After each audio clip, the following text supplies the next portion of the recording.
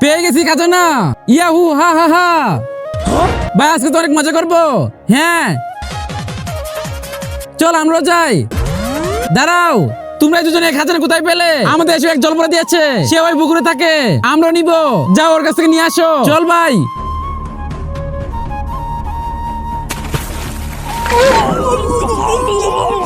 কেন এসেছো তোমরা দুজনে খাজানার ব্যাগ নিতে? যেভাবে তুমি ওদের দুজনকে দিয়েছো তেমন ভাবে আমাদেরকে দাও। ওদের দুজনকে খাজানার ব্যাগ এমনিতে দেয়নি। ওরা দুজন আমাকে সাহায্য করেছে। আমাকে একটা মাছ ধরে নিয়ে যাচ্ছিল, ওরা আমাকে বাঁচিয়েছে। আমরা তোমাকে বাঁচাতে পারি। তুমি একটা কাজ করো, তুমি মাছের কাছে যাও, তারপর আমরা বাঁচাবো। আর শালা ভাগ এখান থেকে। আর ভাই এখন কি করবো?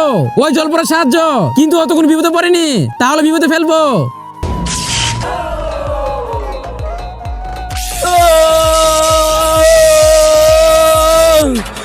জলপরা আজকে যদি আমরা কারেন্টে তার না উঠতাম তাহলে তুমি মরে যেতে। আমি তোমাকে বাঁচিয়েছি, এখন আমাকে খাজানা দাও। ঠিক আছে জলপরা, আমাকে বাইক দাও। তোকে কেন দিব? তুই তো আমার জান বাঁচাস নাই। আরে ভাই আমাকে তো বাইক দিল না, এখন তুইও বিপদে ফেল, তারপর ওকে বাঁচিয়ে বাইক নিয়ে নিব। এটা কি ছিল রে?